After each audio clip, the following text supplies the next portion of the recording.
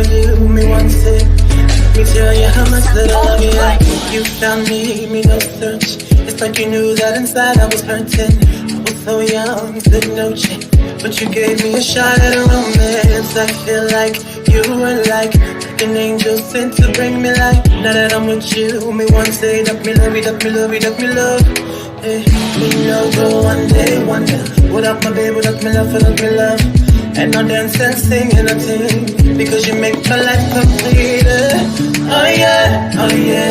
I can't believe that this is for me. Oh yeah, yeah, oh yeah. I can't believe that this is for me.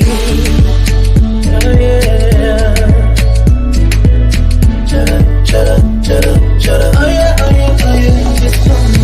Chada, chada, chada, chada, chada, chada, chada, chada, chada, chada, chada, chada. Oh yeah, oh yeah, oh yeah. It's for me. I've never felt this way. So when they ask us, say, oh yeah, we're going all the way. Tell me we have feel like you all the time and things. Sometimes I wonder if the thing could cut us under, to get under. I know, but your love in my life control that. I laid out my life this way, do anything to make you stay. All of the blessings they come my way, and all the bad things they turn away. Sometimes life is such a scare. Your love gives me the strength to bear.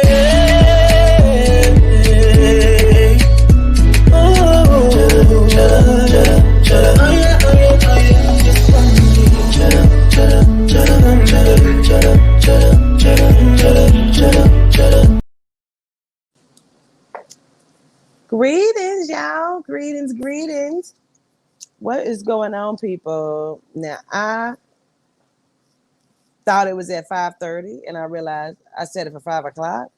But it's okay because we here, and I'm in the middle of getting my hair done, trying to get ready for my Nashville event. But that's okay. And so I got the lovely Kiki doing my hair today for me. And we making some shit happen. About to bring out the blonde bombshell, baby. Okay. So listen, our gratitude to Aaliyah Williams for announcing that I have some classes up. I will have 2 more classes going up. I have another Bad Signals Part 2 going up. I was in the middle of putting it up when I realized I had to start this live.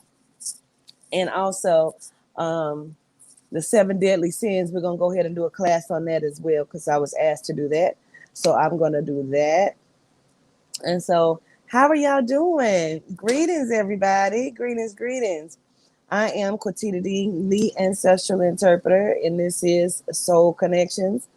And I chose to do this little show today because me and Jamela, we were talking, and I realized that maybe not everybody understands who I am or what I've gone through or what my story is, even though I've told my story before. It's everywhere. You can find it in different places, but I have found that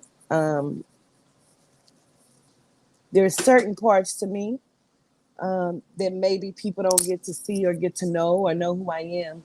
And the real Queen Nika, she even said it to me over the weekend as well, like, Queen, there's some personal parts to you that people don't get to see. And I'm like, what a little country ass. I say, okay. Well, I'm from the country, so I love Nika. But as y'all know, my mother name is Marion, and that is what this is called, Death of a Mother. My mother passed when I was 10 years old, and not many people know about that or know what I went through or the situation inside of that. And I understand that maybe many people will resonate with that as well, and they may have some understanding or it can help them in some way. And so Jamela had such a strong reaction to my story that I thought that maybe I should share it with everyone so people understand who I am and why I am the way I am. And not that I give a fuck that people get out just but I'm just saying. So first of all, my name is Quatita Bathsheba Dean. I was born and raised in Tulsa, Oklahoma. My birthday is October 24th, 1979. I am 41 years old. Um, I come from a family of gifted people, um, and not many people may know that as well. My great aunt, Aunt Mary, we used to call her Strawberry Shortcake. She was gifted highly. Um, we used to have spirits that walked around our house, so I've always been familiar with them. Our house that we lived in was built on an old Indian ground, and so I would hear them talking in the kitchen, and I didn't know if anybody else could hear it, but it was very scary to me. And so that was that part of that.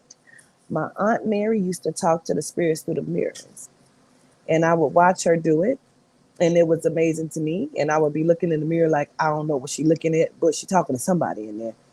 But she would be in there chatting away, talking. She would have her hands behind her back, just talking like she's having a normal conversation with other people, you know. And so this has always been a part of my life. My grandmother, which is my mom's mom, Josie May, she was a voodoo priestess. And we didn't call it that, but growing up and now understanding what I know, I do know now that that's what she is, and that's what she was, and that's what she used to do. And I also know that she covers me highly in every day. Okay. So when I was talking to Jamila, I just was kind of briefly telling her my story, that my mom passed, but um, doctors say it was a natural passing. They couldn't understand her passing. But me growing up and me watching it, I understood what happened to my mom. My mom was killed. She was murdered. And I'm going to explain why I say that. So, first, my mom, I was 10 years old when my mom passed.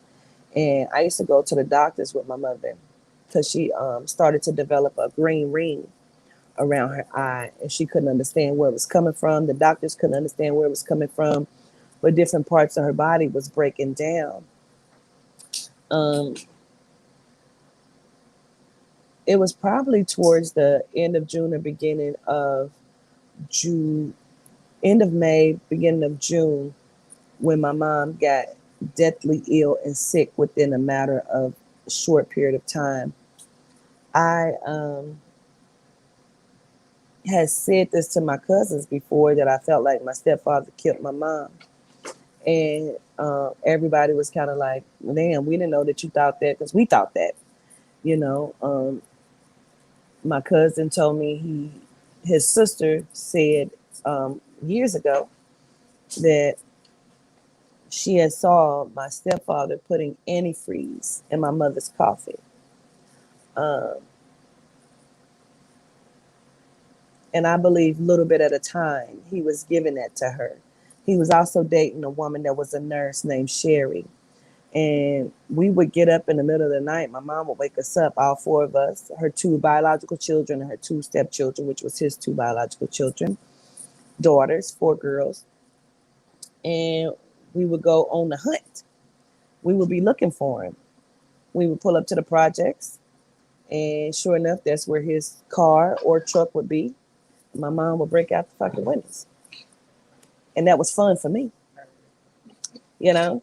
She was that one, you know? My mom, she carried a nigga beater under the seat. What is a nigga beater? A nigga beater is a leg to a coffee table. Back in the day, a wooden coffee table. And she would carry that motherfucker. She'd jump out on somebody. She'd go and find a brick. She'd bust his windows. There was a lot of shit going on. He was extremely abusive to my mom. Um, my mom would get beat up on a regular basis, on an everyday basis, pretty much. And so for me, that was difficult to watch. And I even used to try to help at one point, you know. Um, it didn't do any good, but I did what I tried to do. I can remember that. I was telling Jamila, like, I can remember we had a mirror, you know,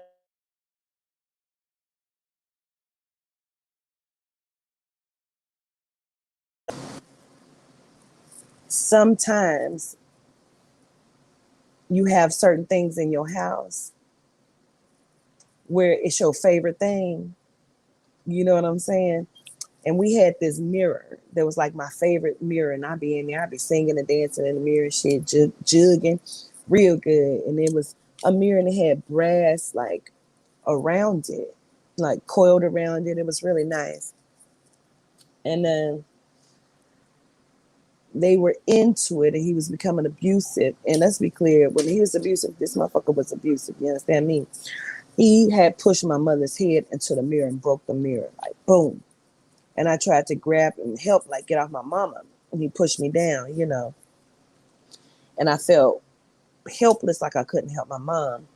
Now, I also was telling Jamila, like, it was a large part of me that felt like my mom was a weak woman because she would never leave the situation, which is why I don't like weak women now, you know, that it bothers me, you know.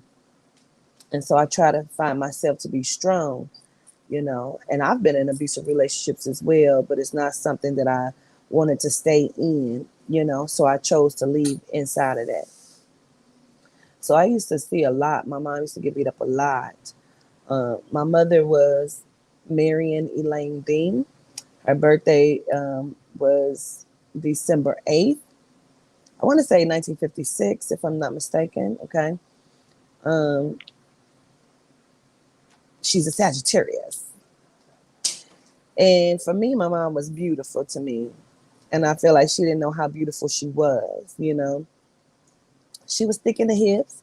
She wore this dark brown, black lipstick. She had beautiful hair, naturally hers.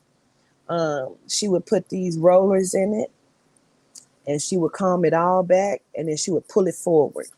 And it would sit up and be bouncy and beautiful. And I used to look at it like, because my mom was Indian as well. Like, you know, we all Choctaw Indian. So her hair was beautiful, you know. And she used to wear her Lee press-ons, honey. And she smoked cigarettes at a certain point. And she ended up stopped smoking. I was telling Jabella because she kept sending me in the store this particular time. I used to always go in and get her cigarettes, Benson and Hedges, menthols. And I would go in the store and I would buy her cigarettes. But this particular day, she had sent me in there with like $1 and some change. I think it was like $1.80, $1.88 for the cigarettes, right? And so you Choctaw as well, gratitude. And the store clerk kept telling me, like, no, I can't sell them to you. So I went out there and said, Mommy said I can't get them. So she gave me some more money. Like, what the hell? So sent me back in the store. He said, no, honey, you can't buy these any longer. The law has changed. You must be 18 to buy the cigarettes. So I'm like, well, he said I can't get them. They say, I'm not grown now, or you got to be grown or whatever. I said to her. My mom was so pissed, child. She ended up quit smoking after that because she was not the one to get out the damn car and go in the store and get the cigarettes. So she ended up stopped smoking after that. Okay, Benson and Hedges menthol, yes, honey, she smoked those. And so my mom was cool. I had a really good mom. And she was nothing different to my stepsisters. You know, for us, they were not stepsisters. They were my sisters.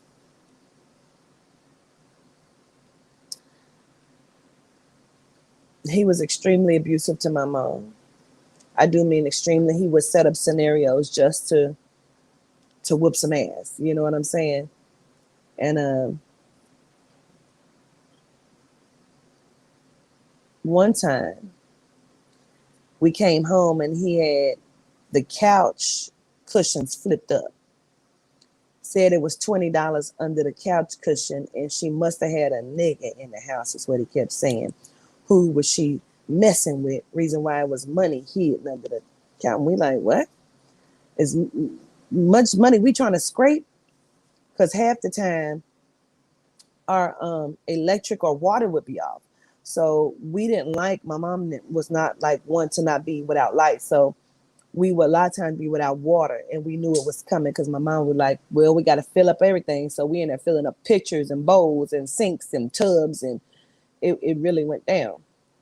And jars, like whatever you could, we would fill it up because we had to. So they would come and they turn the water off.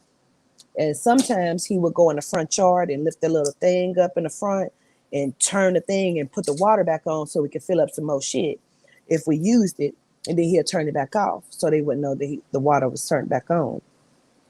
So we used to have to do that, and life was hard, but it wasn't for me, it was normalized, you know what I'm saying? So it was just what it was. And I was a different kid, honey. I'd be out there playing with the ancestors, talking about my friends, and there was nobody outside but me.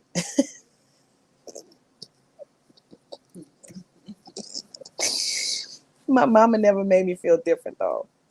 I tell her, it's feeling like I would be like, can they come over for dinner and spend the night? My mom be like, yeah. She put him out a plate, and she never made me feel different about it. You know what I'm saying? So I'd be across the street because we had a little church that sat across the street. So I'd be over there playing for hours by myself with the deities and the ancestors and what I called my friends. I used to have 3 imaginary friends, Clockler, Zebra, and Volunteer. And them was their names because that's what I called them. I have no idea what their real names was. But I just know that now as an adult, I know that they were the souls of children.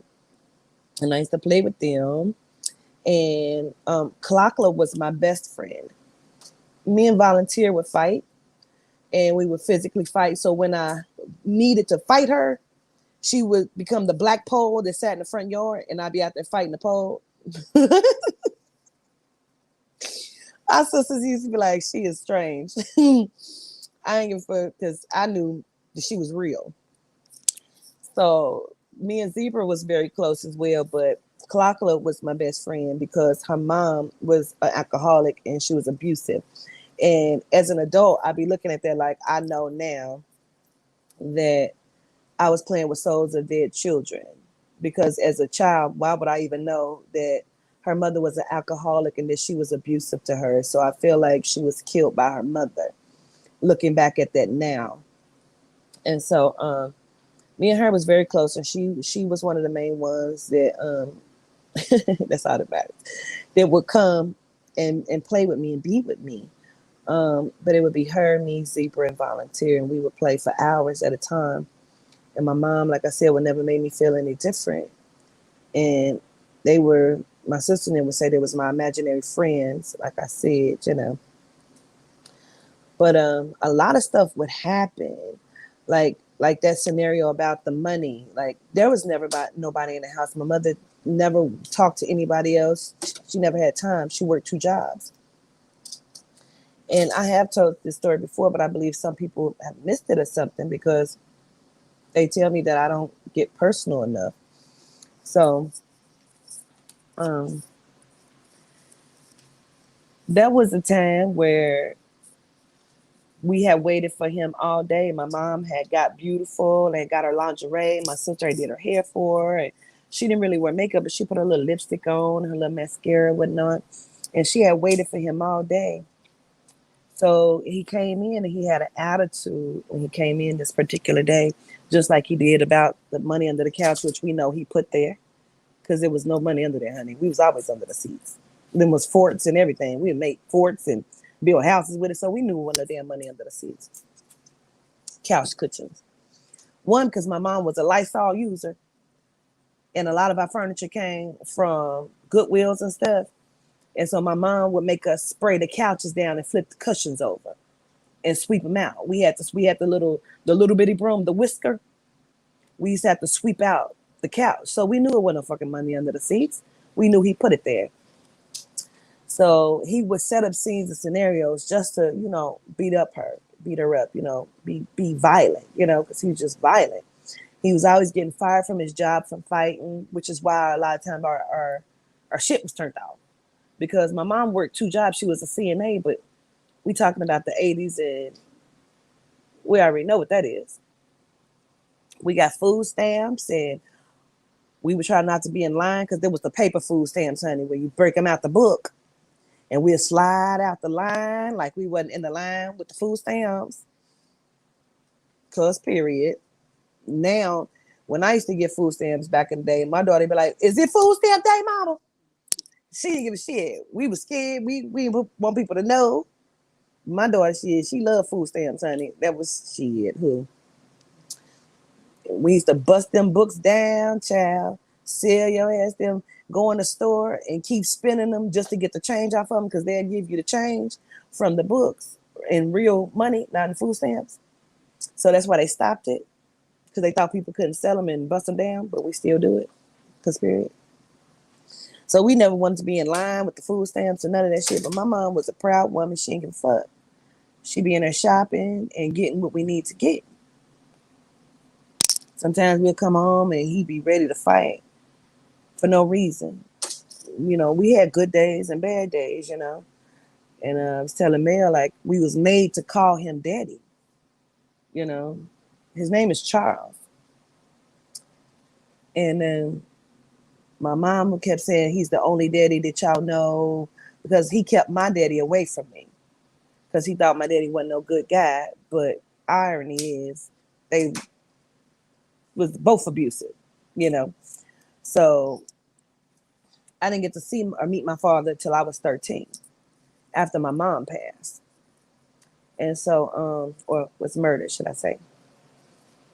So, that kind of is what it is. And like I said, he stole our Christmas gifts before and claimed that my mom let her brother come over and steal the gifts or she gave them to another man for a family. And here go the abuse that day.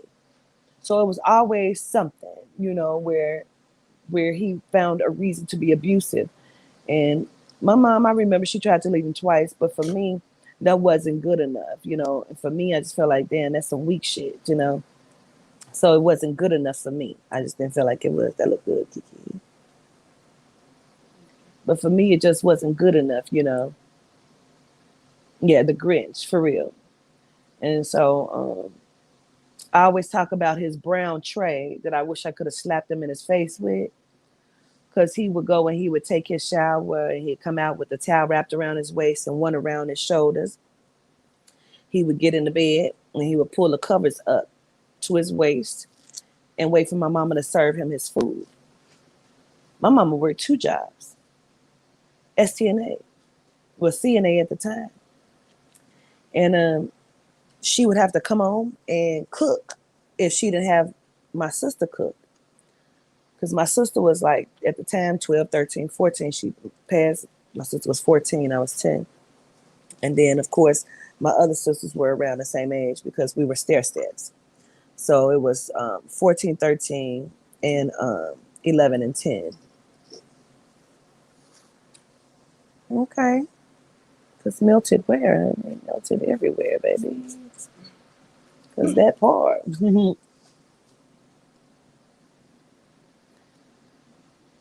So it was real strange how everything unfolded. I call my stepfather the Black Widower because every woman that he's ever been with the exception, I believe, of one, died. Or we can say die if that's the words we're going to use, okay? Um, our shit was just dysfunctional as fuck. And so it was around like June 10th or something like that, June 10th, 1990, my mom passed away. And it was horrible to me. My mom first got up one day and she could barely walk. The next morning, we had to rush her to the hospital.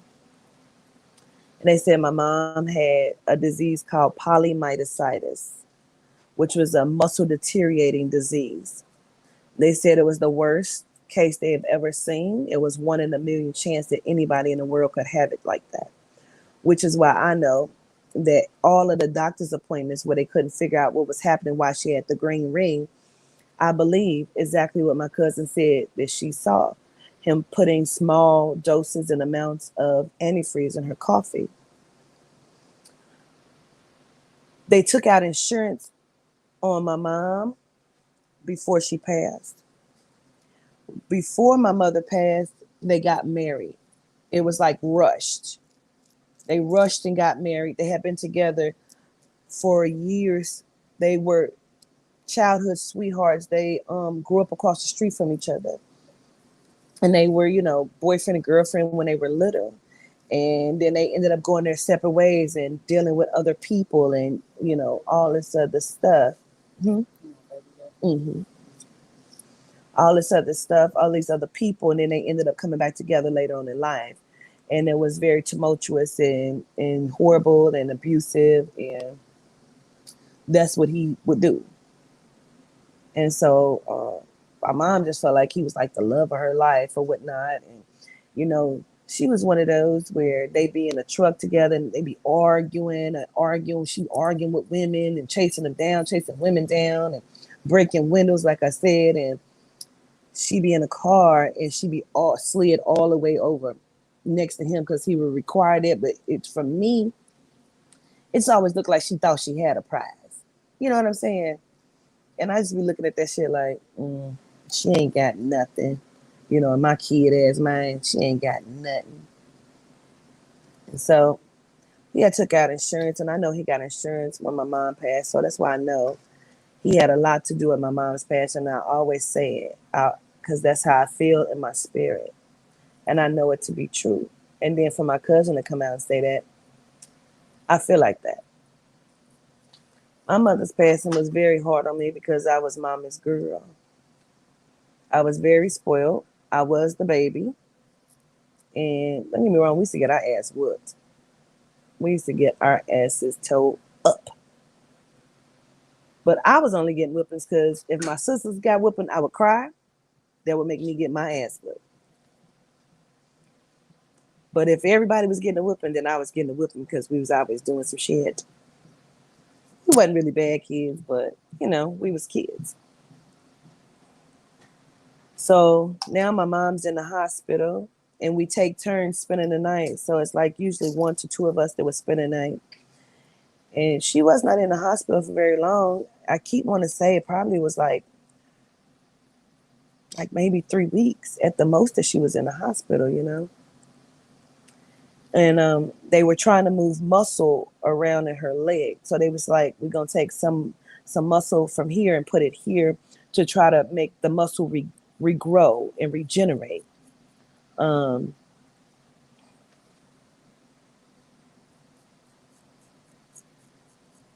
that did not work. My mom's legs busted open and she went into shock and it sent her into a coma. She never recovered. I think my mom was in a coma maybe like 4 or 5 days. And they put us in the one room with the family room and she kept going cold blue. And we would leave out the family room and go back into the regular lobby, and then she'd go cold blue, and you could hear it call over cold blue, and here come the doctor taking us back into the family room again. So we happened to be in the family room, and it's all of us. It's my mother's family as well as my stepfather's family. And like I said, we grew up across the street from each other because all our lives, my mother's life and my life, they were still there, right? And let's be clear, that's where some of the other abuse started too. Because after my mom passed, I would wake up with those cousins, the step cousins, touching me on top of me, that kind of thing. So a lot of that came from there too. A lot of my abuse came from over there too. And as well as him, and I blocked a lot of this out. I blocked a lot of it out. My stepfather was also a pervert. Um, but when when your mother passes, people become funny and they do a lot of shit that they wouldn't do if your mother was around. You understand what I'm saying? So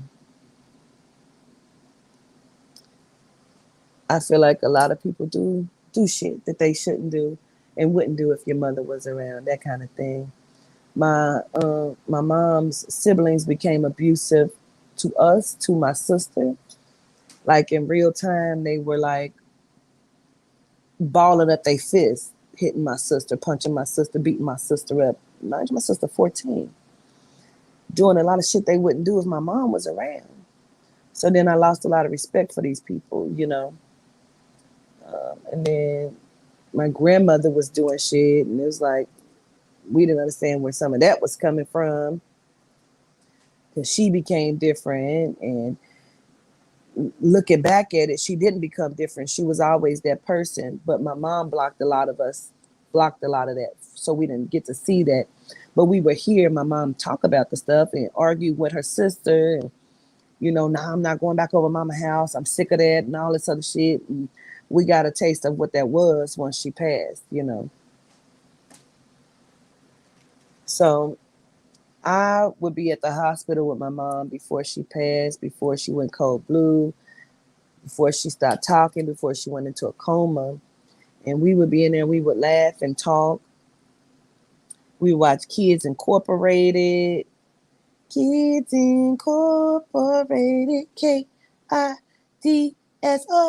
Looks like we made it. Yeah, that shit, that was some shit. We watched that. The slime show where they put the slime on top of the head and they be in the lockers and all them kid shows. We used to love that shit. We'd be in the hospital watching it. And sometimes when you have these kind of memories, certain things will bring that shit all the way back. At the time of my mom getting ready to pass, I can remember praying, like, I'll be good if you just keep her. I would do this if you would just keep her. And at the time, En Vogue was hot. And they had the song, what is that fucking song? I can see the video. Hold on to your love. You got to. Double Dare, all of that. Yes, Nickelodeon. So that song, I can remember watching the video with her, wanting to do the dances. And it was a lot. And we would have to leave and take turns. And so, you just feel like you get gypped, you know. And we had records. You say your mom loved a song. We had records and record players. And I can remember my mom, she would be in her nightgown, honey. My mom make the best steak and gravy you can eat, the best spaghetti. And I grew up in the South, so we didn't do meatballs and spaghetti, honey. You ground the meat up and put it in the sauce, honey, and you had meat, you had spaghetti. It was all together in the pot. Well, my mama could cook. And again, I grew up in the South, so it wasn't garlic bread.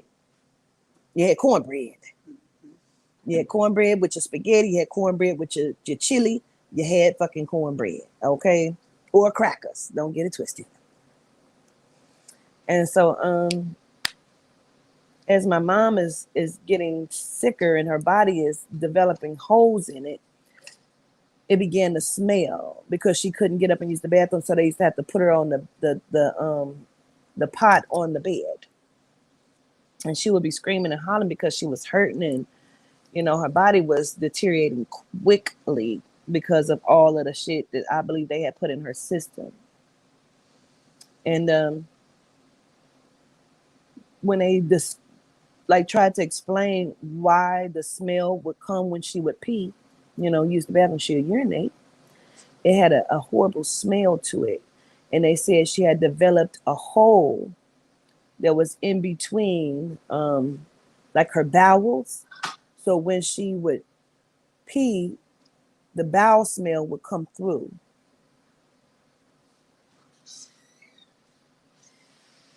That was hard to deal with. And I've smelled that smell since then. And it, I don't even know. Sometimes it takes me back. But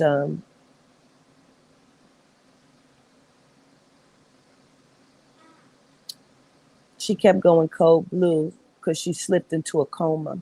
Like I said, once her leg had busted open and she went into shock from the pain, she went into a coma. She never came out of that coma,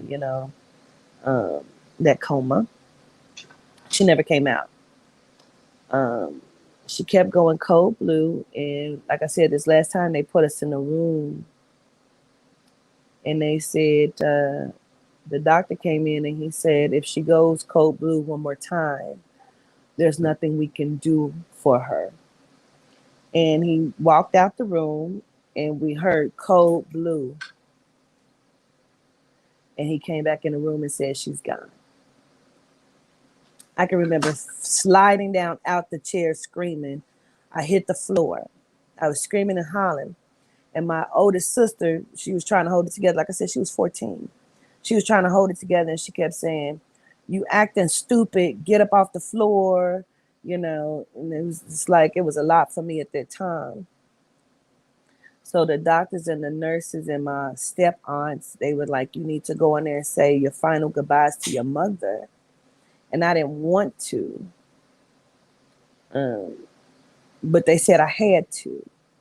So they took me into the ICU. They hadn't even like cleaned her up or anything.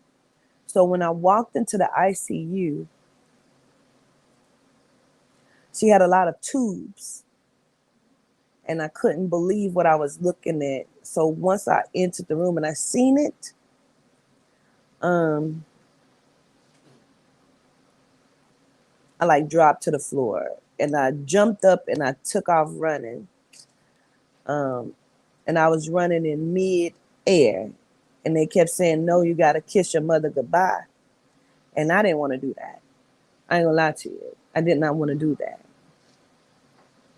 They walked me over to my mom, lifeless body with all these tubes. And they said, "Give her a kiss." And I didn't want to. And I felt bad in my soul because I didn't want to. I was scared. So they made me, and I gave her a kiss.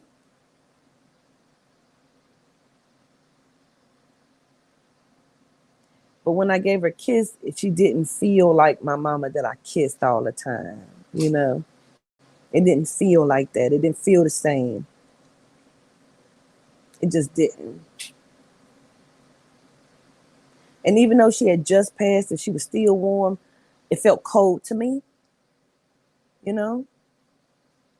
And like I took off again, you know, and they took me out the room. And my aunts and grandmother and them, you know, they all in the hallway, they arguing and they screaming and hollering at each other. And it was chaotic. And where's the kids going and who gonna get the children? And it was a lot of that, you know. And we stayed in the house just for like a little bit of the house we were in. But my stepfather didn't want to live there anymore, even though the house belonged to my mother. It was inherited.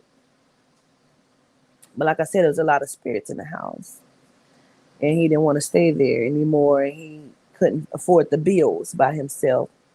So we were staying from hotel to hotel or staying with family members. And a lot of the shit got worse then, and abuse and sexual misconduct, and you know, where we could eat freely in our house, you know, you had to ask to eat and can't eat this or can't eat this, you know, or you know, it got real. And so I just felt like God had let me down. So I didn't give a fuck about nothing. In my mind, I was grown. So I became extremely rebellious, and I didn't give a fuck. I became sexually active at 12. Um, Also getting pregnant between the ages of 12 and 13. It's good. And it was just ugly. I ain't gonna lie to you. It was. And I was angry with God, and I didn't want them to talk to me. And I would tell them to stop talking to me and leave me alone. And I don't want to hear it. And, you know, a lot of things, people touching you, and, you know, that shit became a lot. It really did. And I just, you know, I was telling Neil, like, I became very disconnected inside of self, looking at my pictures as a child. Like, I could see it. I see my pictures, but I could see my face, but it feels like it's not me. You know, I just became very disconnected. Like, like that shit happened, but it didn't happen to me, you know? yeah, my mom died, but that ain't happened to me.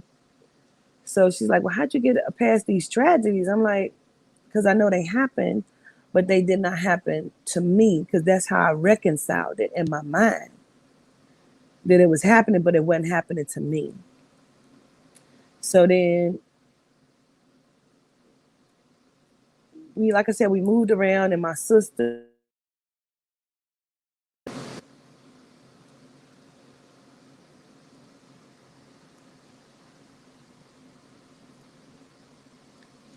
somebody was trying to call me. Sorry, somebody's trying to call me. I don't care what the situation is. This is work for me too, so I'm working, so I will not be answering any phone calls. And because there's a reason why I'm doing this. I'm not just doing this to do it. There's a reason why I'm doing it. So I suppress a lot. So I became sexually active at 12, and my boyfriend at the time was like 18. He was my sister's friend. They used to come over to my grandma's house, and they would shoot dice and stuff. And he had seen a picture of me, and he was interested in me. He wanted to talk to me. So him and I became boyfriend and girlfriend, and he was my first love, everything. He was my first everything. And he tragically was killed and murdered. He was shot in his head on the way to the rodeo. I was living in Cincinnati at that time because my grandmother had sent for me, and I had to go to Cincinnati. So it was just so much, to the point where I wanted to leave at that point, because my sister was going from place to place, and she was my only safety net that I knew. But because of the molestation and all that shit that happened, she didn't want to be around my stepfather anymore. So she had left. So anytime I would go where she was, she would leave. She didn't want to be around me. And so her father would bring her over food and shit, and he would say that I was not allowed to eat it. So she would try to give me food or sneak me food and shit. And it was just like, I had had enough of that. Because I just felt like I didn't belong anywhere. And nobody wanted me around. And it was a lot. So I said, well, I will take care of me. I'll protect me, because nobody's ever protected me, you know? So it just became a lot. And I think a lot of people understand that. A lot of people understand where I come from. And I'm just me. Gotta look good. Me. I'm just me because I'm me. No, I came from somewhere. I have a story, and it's a lot to it.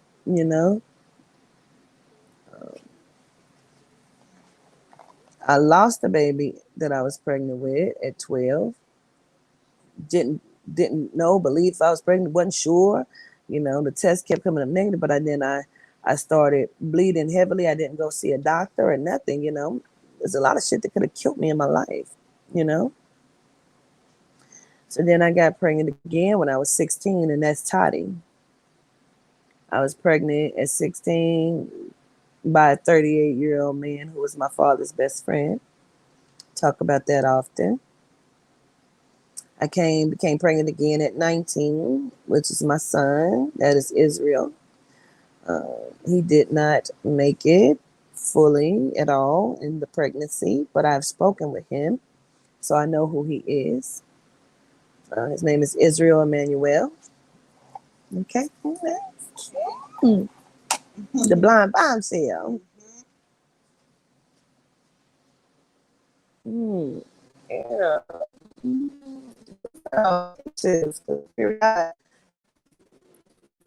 Hair from Pretty Polished.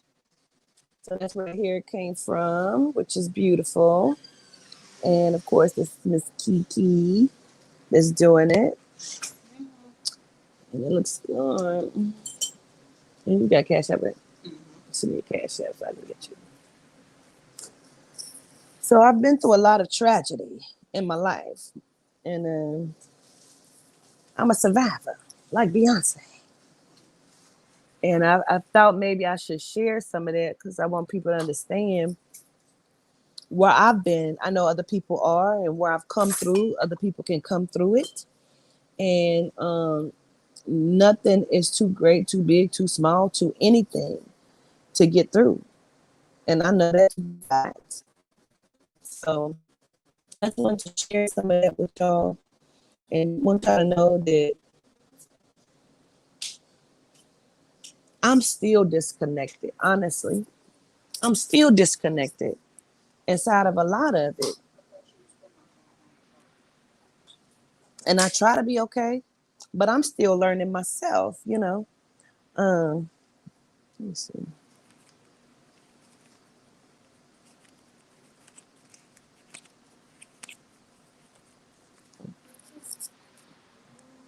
You know, that's good anyway. I'll put you some extra in there. Okay. Bye, Ariel. See you later. Oh, you dropped some papers.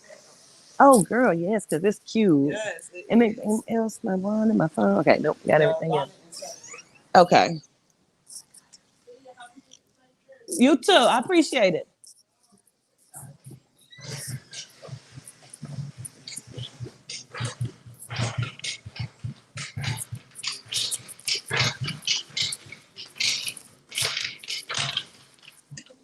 Yeah, it's always a genome somewhere trying to learn how to box.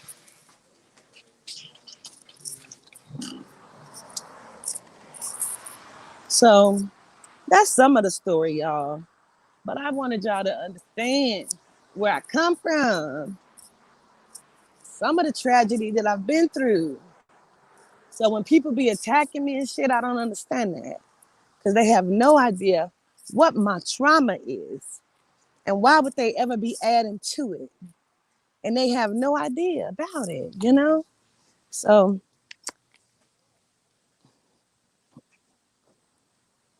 I'm not going to hold y'all up any further because I got to draft and I got to get moving and answer some phone calls. But I want y'all to know, you know, who I am because I never want you to think that I think I'm better than anybody or that I don't have a story or, you know, I don't understand where you may be or what you may be going through because I do. And so I love y'all from a very genuine place. And I want you to know that I am you, you are me, we are us. And I'm no different than y'all. I love you, motherfuckers. And we'll talk again in a little bit because I got to do the horoscope soon. All right? Peace.